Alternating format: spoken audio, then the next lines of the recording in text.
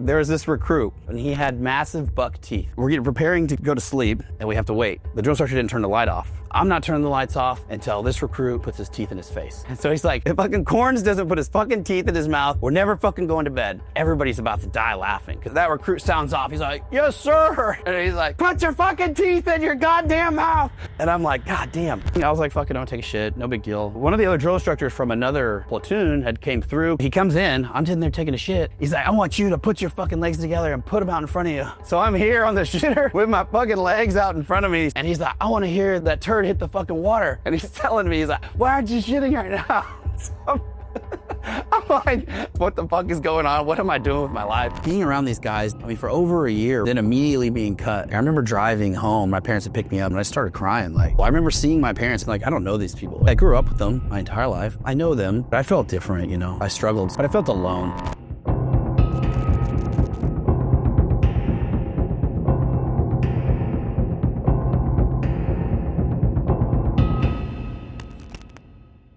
My name's Austin Hancock, and I was in the United States Marine Corps from 2006 until 2010.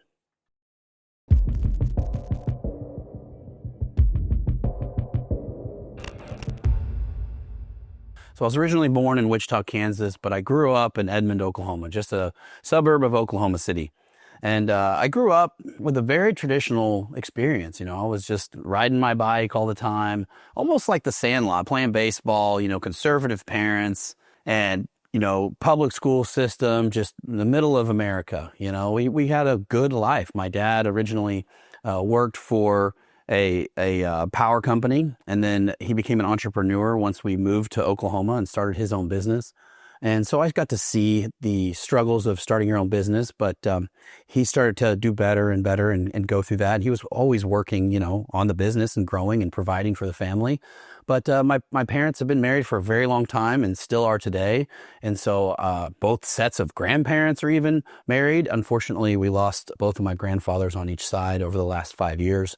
But I was very fortunate to grow up with both sides of my grandparents still being married, my parents still being married, and a very traditional American, what I would picture, a picture perfect frame, you know, lifestyle of middle class, you know, Oklahoma living. Last time I talked a little bit about, you know, from growing up, riding my bike, building dirt jumps, playing baseball, doing wrestling, track, cross country, being a very active kid, being a very athletic kid, having support from family, good friends, you know. And then when I hit my pubescent years, I would say 16, 17, causing a lot more hell and giving my parents a run for their money for sure.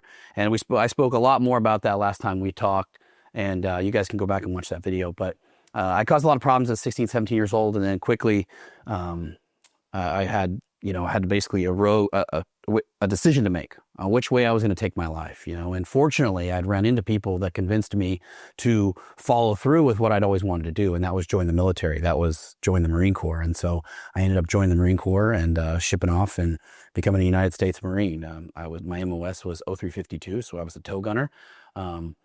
But I have a lot of funny stories and a lot of great experiences from the Marine Corps that when I was in a more serious thought process of my life last time, I don't feel like I shared. So I'd love to share those with you guys today.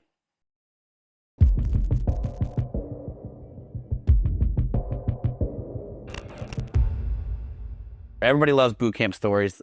And so shipping off was simple. You know, I went to MEBS, did the whole, you know, duck walk and everything, passed the flying colors, and then shipped off, you know. And my parents, they weren't super stoked about me joining the military. A lot of their experiences for the military come back from watching Vietnam as a kid on TV.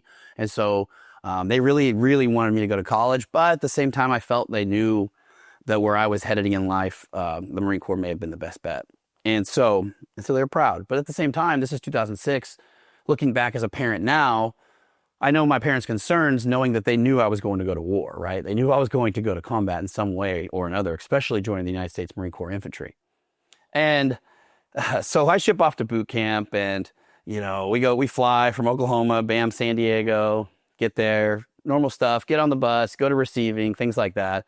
So being from Oklahoma, I quickly realized that I didn't want the drill instructors necessarily to know anything about me for the most part. So I kind of went in knowing that I needed to be a gray man.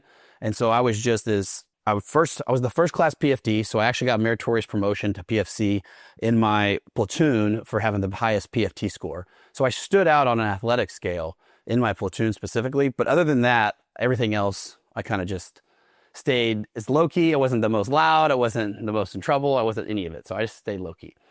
And I quickly realized, being from Oklahoma, well, the drill instructors are always finding something to pick you apart for. So if they can find something, if you open your mouth, if you say stupid shit, then they're just going to pull it out of you and just have a run with it. And and I remember the one specific story of another recruit that was from Oklahoma. And I did not know him. We find out people are from Oklahoma, later on, or other people are from other places.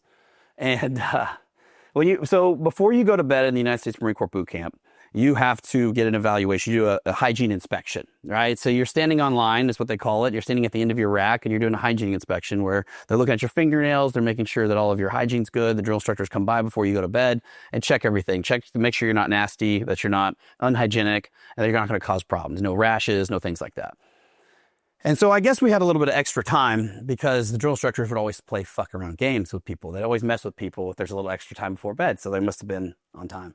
And and so one of the drill instructors, there was this recruit, and I'm always say the recruit's name, but there's this recruit, and he had massive buck teeth. He couldn't help it. Poor guy's just blessed with these fucking buck teeth that stuck out of his face, and it was bad. And so the drill instructors just murdered him on it all the time, right? They just picked on him. And so we were getting ready to preparing to go to sleep, to get into. What we do is we turn around, we prepare to mount to your beds, and then you get into your rack, and the drill instructors turn off the light. And so you don't move. Well, they do that. They make the call. They say, everybody go to your racks, get in bed. So boom, we go, we snap, we get into the sheets, and we stop, and we have to wait. Well, the drill instructor didn't turn the light off. And he says, I'm not turning the lights off until this recruit shuts his mouth and puts his teeth in his face. And so he's like, I'll just say his name. If fucking Corns doesn't put his fucking teeth in his mouth, we're never fucking going to bed. And I just remember, like, everybody's about to die laughing because this fucking kid, goddamn, you can't put his fucking teeth in his mouth. Like, he just has a bad fucking mouth structure. And so he's like, if he doesn't fucking put his teeth, and he's getting more aggressive. He's like, if he doesn't put his fucking teeth in his mouth, no one's fucking going to bed. No lights out. And we're just trying to hold it in because nobody wants to bust out laughing. And then that recruit sounds off. He's like, yes, sir. He's like, yes, sir. And he's like, put your fucking teeth in your goddamn mouth. And he's yelling at him. And he's like, yeah, I just hear this, yes, sir, from across the fucking squad bay. And I'm like, God damn. And he's like, I can't, sir. And the drill instructor flies over there and he grabs the rack, gets on top of it. And he's like knife handing this fucking kid. He's like, get your fucking teeth in your mouth. Just totally fucking with him. And the kid's like yelling, not crying, but like yelling, trying to fucking do it. And I just remember dying laughing after that, trying not to fucking laugh my ass off. And all sorts of comedy like that, right? Like boot camp is hilarious. The drill instructors are fucking comedians. They have so much fun with this shit. And so Corns fucking apparently tried to tuck his teeth into his face. And so the drill instructor finally shut the lights off. But damn, man, I find out later, of course, that fucking recruit was from Oklahoma originally. So I kept my mouth shut about where I was from because everybody in their mind is like, Oklahoma, redneck, and then this fucking kid's teeth. And, so that was great. That was great. Yeah. That's just one story. I mean, there's so many stories. So everybody comes from different walks of life. That's the beauty of joining the military and the Marine Corps especially. And so I had another guy that was in there, and you can tell, you kind of click up, right? Like just like school, you meet people that you have things in common with. You can tell who has a good sense of humor, who's this and that. And so there's a couple of guys that had some good senses of humor. And I remember Martinez was right across from me when we would get ready to online. So we have a squad bay, you're standing online, everybody's on one side, and then there's another side that has recruits on there too, and they're facing you, you're facing them. Drill instructors walk in between. And so at the end of the rack, you're standing online, just like I was talking about earlier. And so I'm facing across, and I'm looking at Martinez. And Martinez he's one of these fucking goofballs. Like, you have those friends that you can just look at or you make eye contact with, especially like when you're in middle school or high school as a kid. And you just laugh, right? Like just stupid shit. Like everything's funny, and everybody, and you kind of egging each other on to laugh because, well, the drill instructors aren't going to have it. So the other person's going to get fucked up. And so fucking Martinez keeps laughing, and he starts laughing, and one of the drill instructors yells, Martinez, quit fucking laughing. And then so what this drill instructor's thing to get after people was to, at the end of the night, we were all in our whitey-tighties. I want to paint this picture. Everybody's in line in their whitey-tighties. We're all grown-ish men, right? We're 17, 18, 19, 20, up to 25, even older guys. But we're in fucking whitey-tighties that are government issued, standing there with our personal money valuable bag, right? Tucked into our underwear, which is just like your personal belongings that the drill instructors aren't allowed to fuck with, like your ID, your driver's license, maybe a couple bucks you came to boot camp with, maybe some keys to your house or something you left, right? And so fucking Martinez is standing right across from me, across the squad bay. And he keeps fucking around and gets caught. And so he's like, good, Martinez, bounce. Martinez is like, bounce, sir? And he's like, yeah, fucking bounce. And he's like, bounce. And so what he had him do is like air squats. And like I said, we're all standing in our whitey-tighties. So you see this grown man doing air squats as fast. He's like, faster, faster, doing air squats as fast as he can in his whitey-tighties. And it's just hard not to laugh because he's just fucking bouncing and trying not to laugh his ass off while he's sitting there almost butt-ass naked. Like, there's boot camp in general is a riot. And like I said, the drill instructors have a blast with it, dude. People still chow from the chow hall all the time. And then they get caught, right? Because you can smell that peanut butter from a mile away. So they'll steal those little, peanut butter packets, and then they're like stack them up and hide them under their racks, and always, or the early chow recruits, so when we were up north, we had to eat MREs before the crucible. And the early chow recruits, before we went on the crucible, they went to early chow, but what they did was they stopped at the trash cans. And they stopped at the trash cans because the day before, we all got our MREs issued for us to go on the crucible. Now, the crucible is a 3-day event in the Marine Corps where you go from not a Marine to officially almost a Marine. You haven't graduated yet, but you get your Eagle, Globe, and Anchor, right? You get the pin at the top of the mount, at the top of the hill. And so what we did is we had to tear apart our MREs. And so we had to take them all apart because they don't allow you to have candy. So they told us to rat fuck our MREs. So we had to rip our MREs open, throw our Skittles. They come with Skittles. They go with some kind of candy, throw any pound cake, throw anything good out. All we were able to have is our main meal, maybe some crackers, maybe some cheese. And then we duct taped it together so that we could fit it into our packs. That's what they made us do. And that was what we were going to take. We only got one meal a day on the crucible. And then we're pretty much staying up almost 24 hours a day. And so we put all those in, we packed that all up, but that night, the early chow recruits were going to get chow, the one last meal before we went on the crucible. They went to the trash can where all of the candy was. And so those dudes just raided that trash can for all the candy. You talk about food, dude. They're just like chowing down on the fucking Skittles and all the stuff that was in the MREs. Oddly enough, when I got to boot camp, you know how everybody gets a phone call or supposed to? I just didn't get one. Like, I don't know what happened. I don't know if I got shuffled in and out or if I passed the phones or whatnot. I think I had to have passed them because when I went to boot camp, I already had a shaved head. And so I went past the haircutting area. I went past a lot of that. They were like, go all the way down there. And so I didn't get a phone call. My parents never got a phone call saying I was there or anything. So my first phone call to them was in second phase when I was up north. And so when I went to church and I was like, dude, I got a call. So I called my folks and I'm like, oh my God, Mom, I'm fine. Everything's good and whatnot. But so we're in third phase. We go back, we're pinned Marines and we're getting ready to graduate. Everybody's pretty motivated, right? Like the energy level gets much higher. You're excited. You feel like you've almost made it. You can't get injured now for the most part. So you're like, hell yeah. And so we're cleaning the barracks, prepping it to graduate. This will be like a couple of weeks or even maybe within a week of graduation day. And we're cleaning everything. And it was one of the drill instructors dial off a little bit. They give a little bit because they need to get their stuff in order. Their cycle's ending. They have all sorts of things to do. And so I'm in there. Like we have a little bit of free time to clean and do our shit and go to the bathroom. More free, more mobility, right? Without being yelled at all the time. But the drill instructors are still having a heyday with people. And I felt I'd never met the other drill instructors really, like from the other platoons in the same company. You really don't get that much interaction with the other drill instructors. And so, but for some reason, they're all moving around and they were talking to each other. They were a little bit more chill too. And so I was in the head taking a shit in the Marine Corps boot camp head. There's no doors on the stalls, right? It's just the stall. And so the doors are open and I'm taking a shit in there. And, everything is in order. Everything has a place. Everything has a fold. The hotel folds on the toilet paper, the triangle that we were making inside of where the toilet paper was held. Everything has to be perfect all the time. And so I'm in there and some people are cleaning. I was like, fuck it, don't take a shit. No big deal. It wasn't, it wasn't anything. Lights are on. Some people are cleaning. I'm taking a shit. And one of the other drill instructors from another platoon had came through because they have to access that way through the head to get to our drill instructors. And he comes in and he just starts messing with us recruits, right? Sometimes they'll fuck with each other's recruits just to cause problems, or they'll make us go and throw all the toilet paper up, or we'll make us clean up, make a big mess in our bathroom just to fuck with the other drill instructor. And so they did. He comes in, I'm sitting there taking a shit, and he's like, oh, good, I thought you're supposed to be cleaning. And I don't know this drill instructor, he's not mine, but he still wanted to fuck with me. So he's like, good, you're supposed to be cleaning. And I was like, oh, yes, sir, and I'm sitting there fucking on the shitter. And he's like, I want you to put your fucking legs together and put them out in front of you.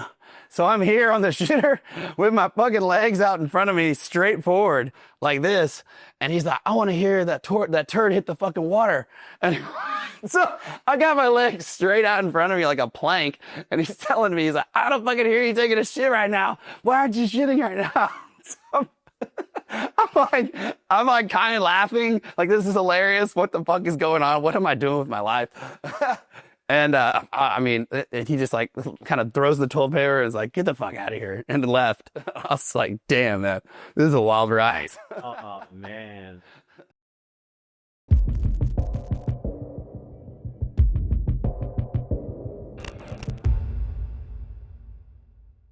I was reserve. Yeah, so I was in the reserve. So when you're reserve, you get out of SOI, you go home. Like, you go back to your duty station to check in, but your duty station is usually your local unit. And so in my mind, I was like, yeah, I'm going to do the right thing. I'm going to go to college. I'm going to go get a job again, work in construction. And so that's what I did. And it's kind of a unique time because the guys that I would have gone with, since I was an 0352, all got sent to 29s. They got sent to 29 Palms. And they quickly deployed. And they deployed, I want to say, like within a year before I deployed. Like, they rotated out really quickly once they went to the fleet. And those guys got quite a bit of action. And fortunately, I believe all of them made it, the ones that are my SOI, my little squad, the were 0352s. But I kept up with them, right? Like, so that wasn't that long of a time period. So I kept up with those dudes on Facebook and stuff and talked to them. And then I saw them deploy, and I'm like, dude, do you need anything? What's going on? And then I go home and quickly deploy after that. My reserve battalion gets activated. And so we go and start pre-mobilization. So we go to pre-mobilization out East Coast, actually, just to get all the unit there, start training, start getting organized. And then we quickly go to 2-9 after that. I think we were pre-mob for like 3 months. It was quite a while. And then we go to 2-9, 29 Palms, Mojave Viper. But when pre-mobilization, when we got activated as our whole battalion, we were in Camp Lejeune. And we were doing trainings and having fun. I mean, we got weekends off, Liberty, and that's where you get to know each other, because everybody, for the most part, I would say like 90% are reserve guys, and so they're all getting acclimated to their jobs again, spun up on training, spun up on tech, spun up on everything that's happening coming down the pipe. And anybody that's ever deployed knows how fast stuff changes, right? Like, you're pre-mobbing, your things are changing, technology's changing. What are you going to use over there? The battalion commander's trying to pass it all down. So a lot of moving parts. And that's where we kind of got determined that we were going to be jump platoon. So we were going to be the battalion commander, battalion sergeant major's personal security detail. So we kind of fell in a gray area being tow gunners, that we would normally be weapons company. But they're like, we don't have a use for tow guns right now, and JADs. So we're going to go ahead and make you guys, it was just perfect, because out of Oklahoma, our tow unit was the perfect size to be more of like a personal security detail for the battalion commander, battalion sergeant major. And so that's where some of the ass hattery started in downtime, right? Because when you give Marines any kind of downtime, especially pre-war, pre-mindset of, young, dumbass 20-year-olds and even older guys, I may not make it home. You start burning the wick at both ends of the candle right before you make it out. And so we got Liberty on the weekends. Some people rent cars and then they go down Myrtle Beach and shit. And, just excessive drinking all the time. Training. So you're always showing up to new trainings, new standard operating procedures, new equipment, things like that. Getting your gear, changing things out, getting spun up on stuff. So being a reserve battalion, I was newer to the unit, but there's a lot of guys that, they hadn't deployed at all, and they had been with the unit for a while. And then there's other people that attached to our reserve unit that may have been in another reserve battalion that had some combat experience quite a bit. And so we had a few of those guys. And specifically, there's a few dudes in ours. One of the guys that is just hilarious. There's a lot of stories about this guy, and I'll share it with you guys. He had some combat experience. Like, he was in they'd got hit. I'll just say it this way: they got hit pretty hard in the past, and on a deployment about 2 years prior to our deployment. And so, but he signed back up to go with us. He was ready to rotate back out. And this is one of those guys that's like always happy-go-lucky dudes. Like he was just a funny guy. He always wanted to be the limelight because he wanted to be the funny guy, right? You know, that kind of guy. And those guys tend to get themselves in a lot of trouble because they're always trying to entertain everybody else and do the stupidest shit. And you could always egg them on to do something, right? To do something to entertain us. And so when you have downtime, you guys start entertaining. You start entertaining yourself with some of the most stupid shit. And so I remember this one time. I believe it was right before we went to 29 Palms. One of the guys bet this guy, I won't say names, but one of those guys bet him like $100 to shave his eyebrows off with a straight razor. So fucking dumbass shaves his eyebrows off with a straight razor. And so he has no eyebrows. He has no hair on his head either. And we're standing in formation the next morning. And Staff Sergeant is just losing his mind because we're supposed to be the battalion commander's personal security details. We're supposed to be setting a standard. We're taking around the battalion commander, battalion sergeant major, and any kind of generals that end up going over there and visiting us when we're in this AO. And I could just see the look on Staff Sergeant's face like, God damn it, I'm having to keep this together. This fucking dumbass shaving his eyebrows off. You know, we're just doing, I don't think much of it because I'm solid 19, 20 years old, you know? But I just could think now, as I'm in my late 30s, like what he's having to put up with. It's quite humorous, dude. Oh, man. Yeah, and just drunken ass hattery, man. I mean, when you're doing some funny shit, you could dare each other to do stuff all day long, and you're not gonna back down. You got a lot of ego, you know. So we had Libo pre-deployment, and what we did was we stayed on base. And so some of us guys didn't have, you know, we're younger guys, didn't have cars and shit, so we couldn't go off base all the time, and we would just drink, talk, hang out, cook, order food. Some people played video games, people watch movies. We were all hanging out of the barracks, you know. And we would go down to the PX and just load up on booze, you know, load up on Yingling because we're out east, you know. And we just start drinking, keep going. And then, you know, things start to happen. So, and there'd be some recruits, but there'd be some Marines that wanted to go to bed early and things like that. And so we'd start fucking with them. We'd go into their room, and those racks that they have, the ones that were out in Lejeune, they had storage underneath them in their bunk beds. And so you're in a bunk beds. And so there's storage underneath the top bunk. And so where you put your personal shit, right? And so these guys would go to sleep. When they go to sleep, we would just come in there. But the way you access the storage is by lifting up the bed. And so every time these guys would go fall asleep, we're just wasted. We just break into their room and start thrashing them and throwing them off the bed. And people would go to fist fights because of that shit. And so you just start fighting because you're fucking with some dude that wants to go to sleep. And you're like, let's stay up and party. And I remember another time that one of the dudes got wasted and we broke these blue chem lights open. And we got him, he got ass naked. This is when it's already dark. So it's probably like 1 a.m. And we're probably are supposed to be chilling. But even our staff sergeants, things like that, they're doing their own things too, right? A lot of them didn't stay in the barracks. A few duty guys did, but that's it. And so we cracked the chem lights, we broke them open, and we just covered this dude in blue chem light. And so he's ass naked, covered in blue chem light in the middle of the night, running up and down the barracks. And he's a heavy set dude. And he's just wasted, and he's yelling and knocking on people's doors, and this chem light trail's just dripping like it's off the Predator. And dude, people are just, and the staff sergeant comes out, and he has this fucking big ass light. So he has this light and he starts shining it on the barracks. He's looking at the barracks and he's spotlighting trying to find him. Well, you can see him, but he'd hide behind some of the stairs and stuff. And we're all like race to bed, acting like we're asleep and shit. Well, Staff Sergeant finally catches him, or the duty finally catches him. And he's like, "What the fuck are you doing, you idiot? It's fucking 1 a.m, you know?" And he didn't know what else to do except for haze him like he was in boot camp. Like he didn't know how to reprimand him. He didn't want to go like NJP him or anything for this. The guy wasn't really doing anything bad. So he just starts making him do like jumping jacks and push-ups. And he's like ass naked with a chem light on. And so we're just stupid shit like that. We're constantly happening. You know what I mean? I mean, it sounds horrible to say this on camera, but when we go out in town, you know, you'd be bored. And I didn't have a wife or kids. And the other guys that I would hang out with most of the time didn't have a wife or kids. The people that tended to have a wife and kids were a little bit more responsible, thinking a little bit further than we were. And so we just go pick fights. Like the bars would just blow up. I remember one time, you don't know who's out in town, right? Especially in military town. You don't know who you're running into, no rank, but everybody you can tell when you're at nightclubs, country clubs and things like that, probably is fellow Marines or Navy and you don't know what anybody, you don't know who people are. So you got to be careful, but at the same time, shit happens outside of base and at the bar.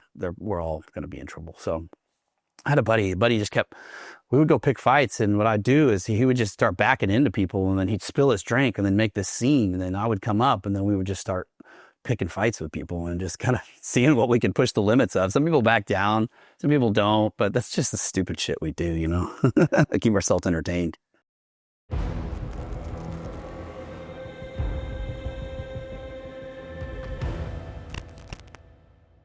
Yes, so after that, on Viper, we deploy. We go to Al-Assad Air Base. We get in the air base, then we quickly go to Haditha, Iraq.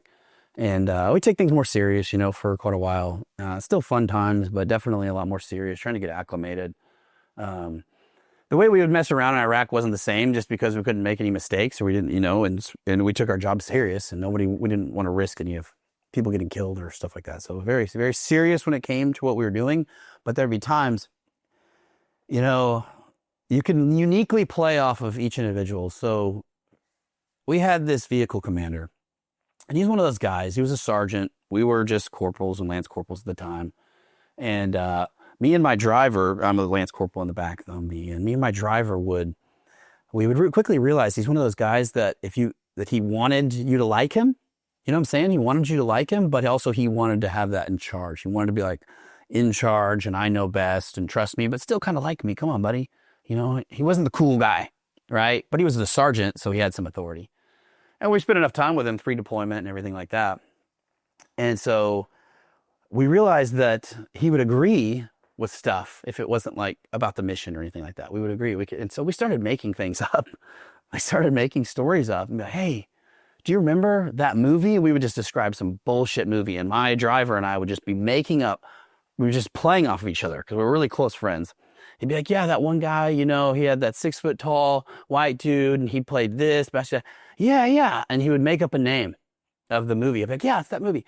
And he's like, have you seen it? And the sergeant would be like, oh yeah, I've seen that movie. That's the best movie, dude. You're right. And he would just like go along with anything. And so we would just see how far we could come up with this random bullshit that this guy would just buy into. And I mean, it completely lost our trust in anything that he ever fucking said. But it entertained us by all means for hours. The same guy that covered himself in Chemlite, same guy that shaved his eyebrows. This is all the same guy, right? Like he had some massive combat experience prior, so he probably took things a little more lightly.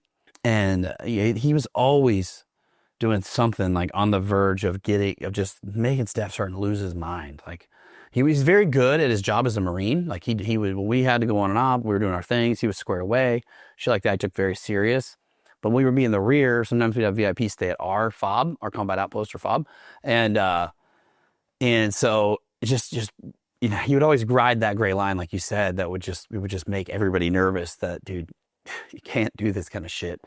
I can't think of a specific scenario, but I know there were many a times they were just fucking monkeying around a lot and jacking around, which just didn't have a good look to it, especially when we were with those guys. But I want to explain that everybody was very squared away when it came to our jobs, So if anybody fell asleep, you could MRE bomb them in the Humvee, and so you can basically haze that thing out. And so for those of y'all that don't know what an MRE bomb is, you take your Tabasco sauce, you take your MRE that has a heater in it, you put the Tabasco sauce inside the water with the packet, and then you close it, and then you put it inside the Humvee. And if somebody's sleeping inside the Humvee, you should, catching Z's inside there, that Tabasco will light up once it starts to boil. The chemical reaction of the chemicals that make the heater in the MRE get hot will off gas, and it's like a light level CS gas, or kind of like a pepper spray.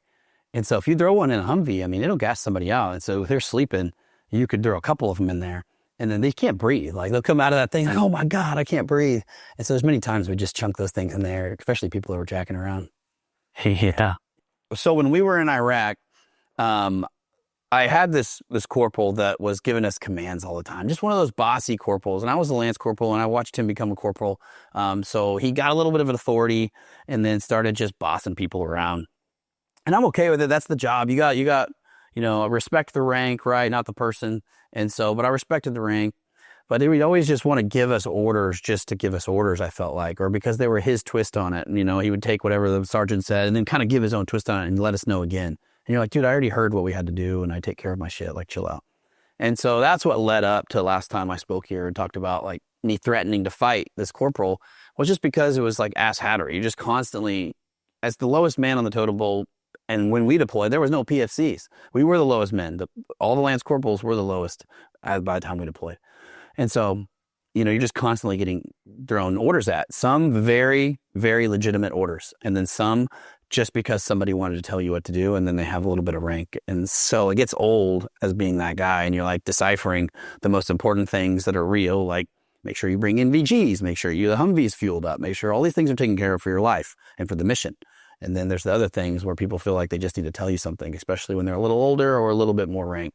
And so I just got fed up with it. And this is the kind of guy that would constantly pick at it. And some people would just be like, fuck it, I'll listen. I don't remember what he did, but he was one of those guys that just wanted to so badly to control me. He wanted so bad to control me. And he was so angry that he couldn't. Like, he didn't have that much rank on me. The orders he was giving me was completely, you know, irrelevant for the most part. Like, I mean, technically he's giving me an order at a higher rank, right? But they were just like, you know, hey, Hancock, make sure, you know, I want you to go do this. And then it gets worse if you're like, okay, I'll go do this. But man, can you ask somebody else next time? You're always fucking with me. And then it'd be this, then it'd be this, then it'd be this. And then, because some people have it out for you. And so he eventually had it out for me. I'm like, dude, I'm not going to go do that. Like, I'm not going to go do that. You're asking us to go do that. That doesn't need to be done right now. I'm not going to fucking do it. And he's like, yes, you are. You're going to do these orders. And I was like, well, we can fucking take this outside. If you really want to sort this out and you're going to open your mouth about these orders that you feel are so important that nobody else needs to do. We just got released to go and hang out and do, you know, or have our own time. And you want to come up with things to do because you're bored, you know, you can fuck off. And so he was like, no, you can't tell me what to do. You don't tell me that. I'm going to tell Staff Sergeant. I told him exactly what people said in the comments. I was like, you're a fucking bitch. I was like, you're going to fight about this, or you're just going to put your money where your mouth is? Let's go outside, like handle it, like old school. And that's kind of what I expected in the Marine Corps, right? Like I had expected that. And I have a lot of buddies that are older Marines that were like, that's exactly how it used to be. Like, go sort your shit out, especially if you're that close in rank. And he just cried and was like, no, I'm not going to take this. And he stormed out and told the Staff Sergeant. And the Staff Sergeant was like, fucking handle your stuff. Like, this is stupid. Why are you bringing me this? You know, it's like your older sibling telling the younger sibling to do something, but both of it's irrelevant to the parent. That's exactly how it's viewed.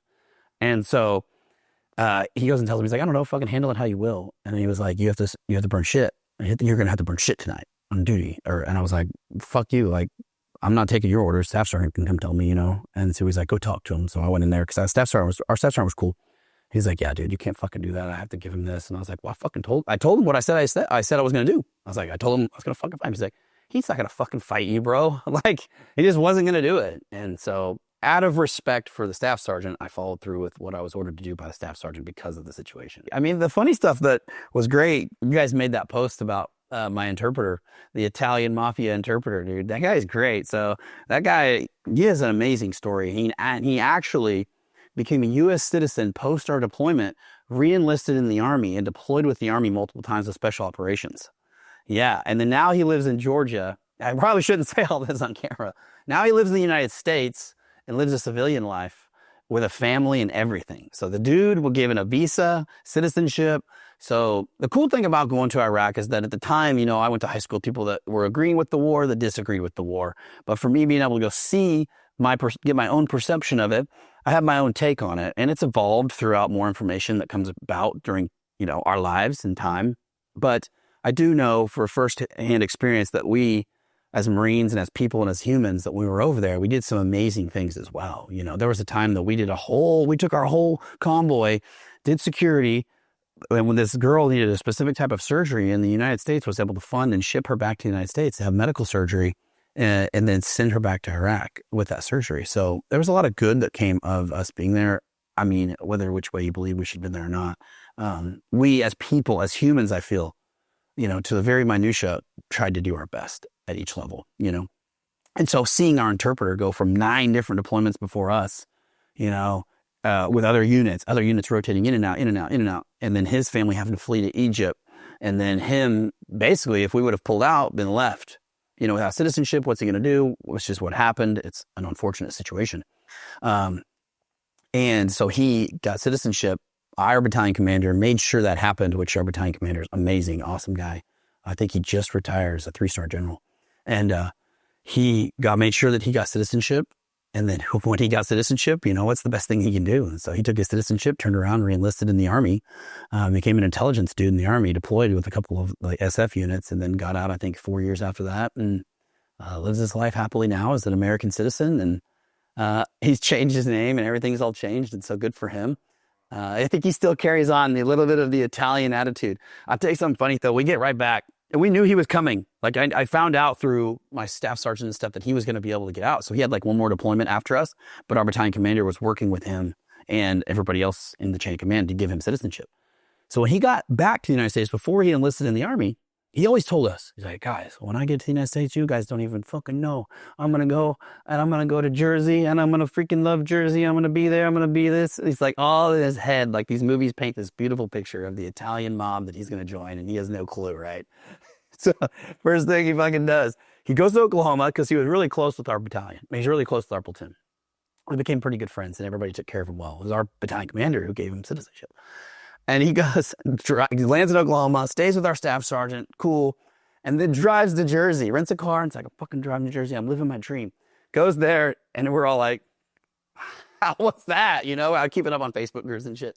And he's like, fuck, y'all are so right. This is a shithole, like not what he thought, not anything like the mafia and stuff that he expected from these movies, which is hilarious. But he ended up coming and visiting me because he stayed in Oklahoma for a bit, and we partied with him and took him out.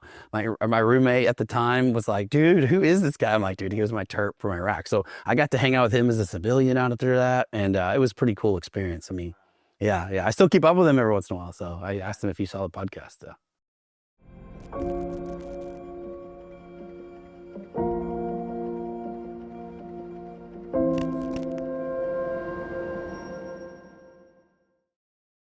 Yeah, so we rotate back from Iraq and we demo, meaning demobilization, meaning we get back and we start a process that essentially going straight from combat, a combat zone at least, going to civilian world and rotating back. Like we even had a class that we joked around and called. We'd have to take these classes. We'd have to like calm down and acclimate to civilian world again. I mean, because we were going from, perspective, right? Like I'm 19 years old or 20 years old this time with a belt-fed machine gun, yelling at people to get out of their cars. We're in convoys, pop shots, things going on. And even though I didn't have the most crazy combat experience, it was still very intense from a standpoint of stress and constantly being worried about being blown up, IEDs, many situations where we had EOD called in and all these things. And then just always being on alert. And so when we come back, we have to demobilize and basically decompress and try to rotate back down to the civilian world, which is something that the military, I feel, does a better job of maybe than they did from Vietnam. Something that's probably not easy for people, which I wouldn't imagine being easy, is when you're in the Army, right? They have R&R, and so sometimes they'll come back for longer deployments. And I'm glad that the Marine Corps doesn't do that because when you're in the zone, you need to stay in the zone locked in. And so we come back to Camp Lejeune and start our demobilization process. We're literally taking classes called like "Don't F-bomb your mom," like dial it down, let's try to rotate you back into being a productive citizen instead of this, war fighting machine or always on edge and pent up energy and things like that. And so we're in the barracks.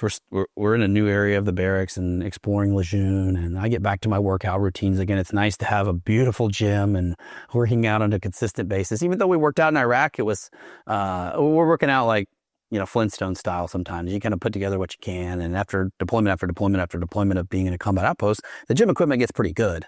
But it's nothing like, Camp Lejeune gyms where everything's beautiful and brand new. So I get back to that. But the first thing we do is on the way back is we stop in Amsterdam. In Amsterdam, we're allowed 2 beers. And so the alcohol started pretty immediately, like that we were giving them on the plane ride back home.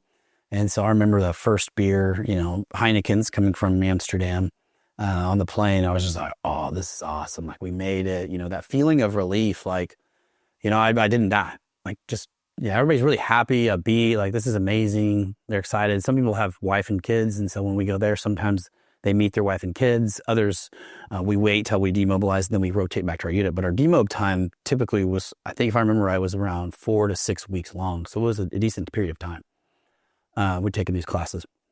And so what do? We go right back to our old ways, and maybe a little bit more extreme of getting liberty. And they kept us a little more tied down than they did when we pre-deployed, because they were concerned about us going out in town, being high strung and getting just wasted and fighting, and even worse, because we didn't have a level head anymore at that time. And so, well, we would go get beer, start drinking and stuff like that. And so we got liberty the first weekend. The first weekend, I had gone out and partied all night with a couple of my other Marines, and I had spent the night at a location and not made it back to formation in time, me and one other Marine.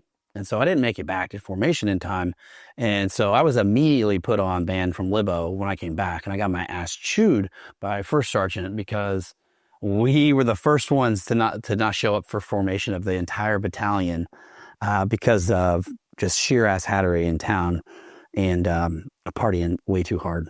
And so all of my liberty got canceled for the rest of the 6 weeks or 4 weeks we were there. And so I just made it by, but I was still happy that I made it home, you know. What were you doing out in town? Just getting drunk? Yeah, getting drunk, mean girls, everything else, you know.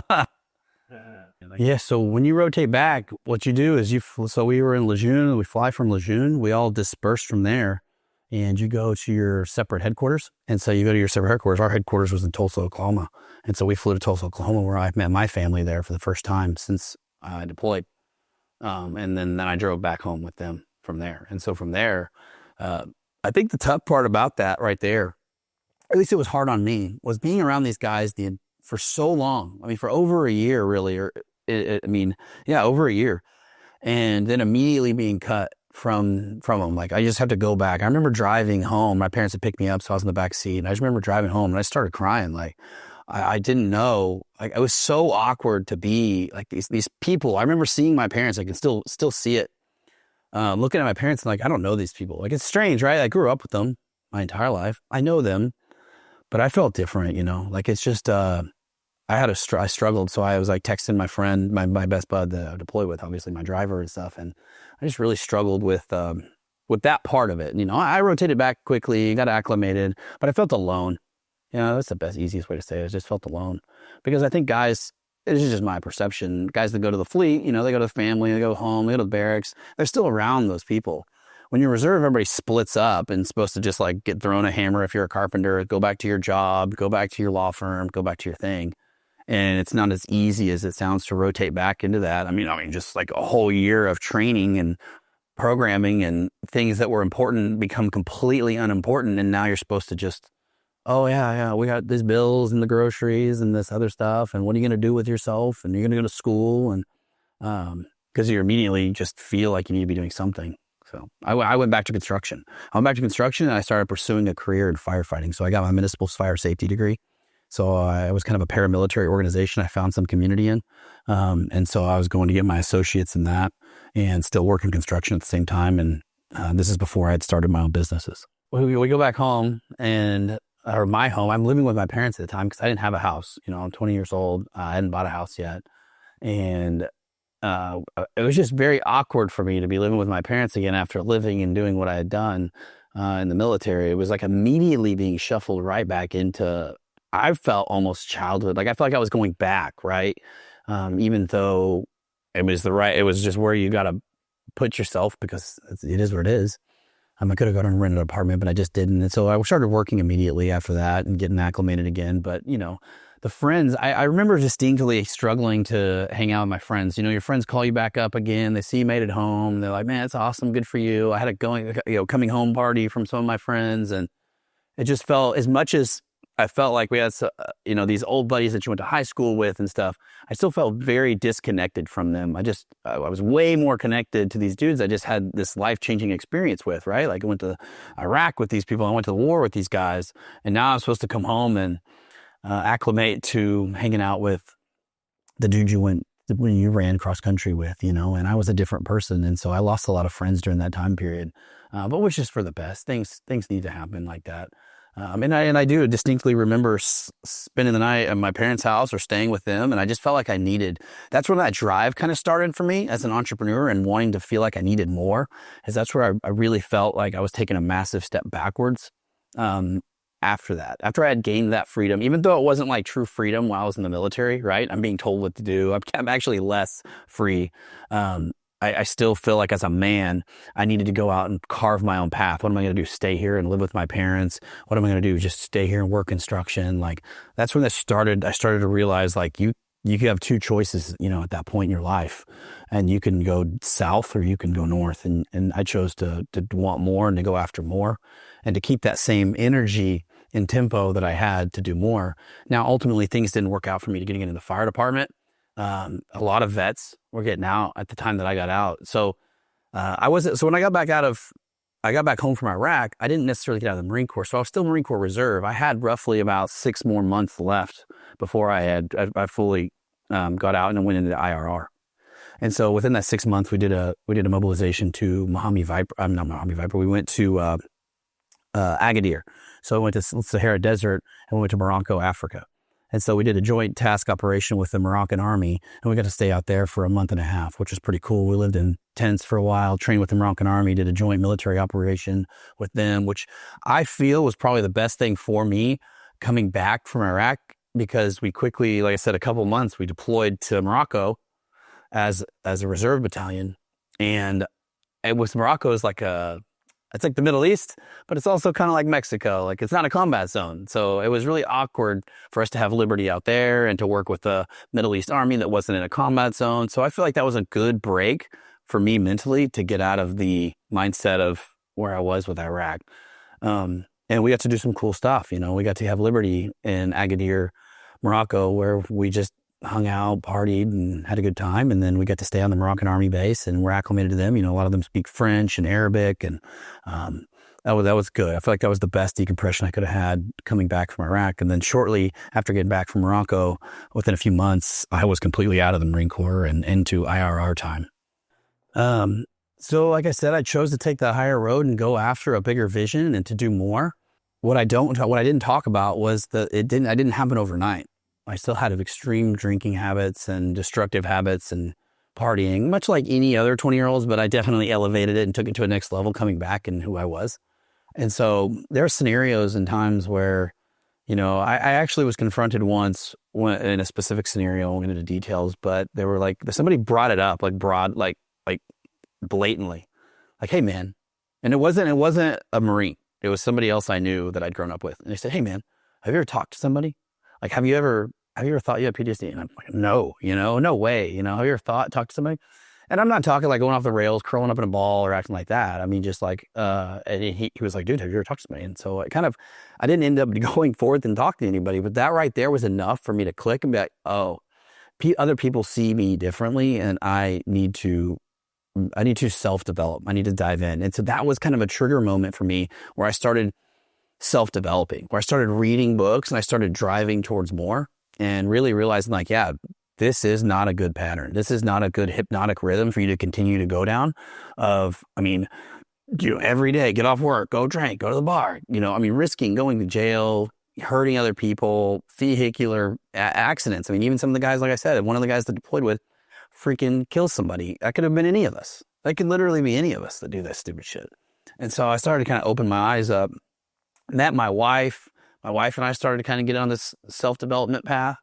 And really, I took that energy and that anxiety and I started to harness it towards learning and achieving more and changing my physique more, which I was already a gym rat, but I really felt I've always kept up with that. So I started lifting weights at like 17 years old. So I've always been a gym rat or a fitness guru of some kind, whether it's jiu-jitsu, CrossFit. But that right there, that alone has helped me harness some of the anxiety. There's been times where I've skipped the gym for maybe a week or 2 or 3 weeks or something for vacation or something in the past. But I feel my anxiety go up. I feel like more anxious. I feel that energy not being spent. And so that's a good way for people to get an outlet is to self-develop, start researching, and really reflect on like what you want in life, and then who are those people that are doing it and how can you do it. And mental health, like you mentioned a minute ago, is a huge issue, but I feel that mental health is everybody comes from a different background, right? We all have different experiences. So I can't speak on others' experiences or tell you that you shouldn't feel a certain way because of you may come from a completely different starting line than I am. But that doesn't mean that at any moment in your life you can't seek help. And I don't mean like a shrink or a head shrinker. I mean the self-development style. I mean, there are people that have been through horrible things that achieve massive success financially, massive success with their family, just success on whatever playing field that they view success. But how do they do that? They do that by finding out who they are really and what they really want to do and how they want to do it. And cutting out all of the other noise, which is what you mentioned a minute ago, the news, cutting out all of the negativity in your life. And sometimes those are the closest people to us. Sometimes they're our family members. Sometimes they're our friends. Sometimes it's all these influences that we don't think directly, connect to us, but they do. And so if you can kind of wipe off enough and get rid of enough to start seeing some clarity and really focus on what you want to do and be driven to that target more than the destructive habits, then I feel like you'll ultimately be able to find your way back to that. Mm. Yeah. So, I mean, if people are struggling, you talk about like mental health in general right now, right? Surround yourself with people that aren't. I mean, that's the easiest way to acclimate to, think about going back to the boot camp stories and us as Marines or any military vets out there that are watching this and think about joining the military. What is the thing that you had to do in order to change? You had to do some hard action, right? You had to sign up, but then you had to go to a boot camp. You had to go and do something. And that was a hard enough line in your life that you were forced to change. And how do you do that? You changed your environment. So if you can change your environment physically, where you have to move, get away from those people, adjust who you're hanging out with, that alone usually will give you enough momentum to start changing. Because if you're an alcoholic and you hang around with alcoholics, it's a nightmare to stop drinking. If you're a drug addict and your whole family is drug addicts and you live in an area where everybody does that, then you're going to struggle. It's the same concept though with finances, right? If you're a lower middle class person that struggles with paying the bills all the time, but all you do is kick it with your blue collar bros and talk about how fucking money's bad, you can't expect anything different. And it's the same on any concept. If you're talking about your wife and how miserable your marriage is, well, and all your friends are doing the same and you're just doing things that don't add value to the family. It's just everything. You have to surround yourself with the people that live a life that you want to live. And that is the fastest way to change who you are and get out of that mental state. So the free way is to stop hanging out with the people you're hanging out with. When they call you up to do shit, and changing your environment. I've known people and I've coached people that have had to just move locations. Like when you start fresh, you can become that new person. Like let's say you move to a different state. They could start all fresh now and get a new job. And I know that's not as easy as it sounds. Don't get me wrong. Everybody's going to give me hell for saying that, you can just pick up and move. I have bills to pay, all of this and that. Well, we're always going to have excuses, right? Have you ever heard the saying of like, there's never a perfect time to have a kid, right? It's never a perfect time to move. All these things never line up. It's the people that move with speed and intensity that make things happen and that will get the results the quickest. And so changing your environment, changing who you hang out with is the fastest and freest, for the most part, way to do it. Other than that, the only way else that I know to do it is what I've done. And I didn't know anything about real estate investing. I knew construction. And construction led me to building. And building led me to realizing that I did not want to be just a builder. I wanted to be an investor. And so specifically with this scenario, I knew I had to go learn more information from somebody that's already doing it. And then I had to go apply this information. And so I paid for coaching programs, I paid for mentorships, and I continue to this day to pay for business development programs and coaches that help me get to the next level. Because if you think about Olympic athletes or you think about top performers, you guys like, professional athletes, and we talk about Tim Grover and we talk about Michael Jordan and all of this, right? That's a coach. Why did those people deserve that? And why did those people get that? But for some reason, most people don't feel like they need to continue to grow or develop financially or mentally in the rest of their life and their world. And for me, that's what's helped me the most is sometimes I have to surround myself with those people. And in order to surround myself with those people, I've paid the coach to help me out. Well, people pay for counselors. People pay for all sorts of things to try to escape the reality that they live. But for some reason, they won't pay for the accountability or the advice of somebody that's living the life that they really want to live. My story, like my whole story, if you go back and watch the last video, is started at the gym. Like I got in a lot of trouble, but I was working out of the gym and I started hanging around people that inspired me to be an entrepreneur because they were entrepreneurs. I saw the life that they lived, and those guys were, the guys that were working out of the gym, eating different, lifting different. I'm like, dude, I want to look like those guys. And then I'd see them in the parking lot and I'd be like, dude, how do you drive that car? They're like, oh, I own a landscaping business. Oh, I own real estate. I was like, okay, well, I'm a sponge, man. Tell me more. Like, can I come lift with you tomorrow and ask you questions? Like, and that was before the era of, social media where you could find these people. Some are fake, obviously. Some are gurus and full of shit, but you can sift out the real ones and you can connect with them. So in real life, you can connect and get around those people. Like you just said, the gym is a great spot. Jiu-jitsu, CrossFit, any kind of activity where people are trying to self-develop. But the thing that I run into, and the thing that you guys potentially will run into as well, is that when you're in the fitness environment, when you're in the jiu-jitsu environment, gym rat environment, not always are those people trying to develop on every level. And so, they may have the best body in the gym and they may be trying to do better and they don't drink, they don't do drugs other than maybe steroids, right? And they're going to the gym. And so those people may not be married, maybe have a horrible marriage. Maybe they have, financial issues because all they do is go to the gym. And so you want to make sure that you're vetting the information you're getting from somebody based on what they're actually doing. Absolutely. I've been in entrepreneur groups where people are driving to make more money, talking about our businesses, sharing experiences. And I saw the opposite side.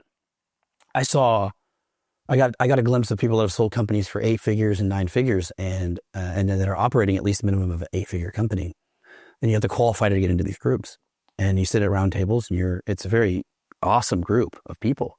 But what you realize is that these people are dealing with, they may be doing well in business, but they're struggling at so many other things in life. And so you tend to get advice from people in a group like that on all sorts of advice, but you may not want to take the advice from them. Sure, I may implement some of your systems and processes that you're doing for your company, but I'm probably not going to take your advice on how to look for the spouse, on how to treat this, on how to live with my family or raise my daughter. Or, the guy that may have kids that don't talk to him may be just fucking delusional enough to give me advice on how I should talk to my kids. And that's what happens when you start seeking some of these rooms and getting in this advice. So you have to have some kind of filter. And at the beginning, when I was young, everybody's doing better than you when you have nothing, when you're at the beginning, when you're extremely green. So you take a bunch of advice from so many different people. But what happens is you have to start sharpening your bullshit filter.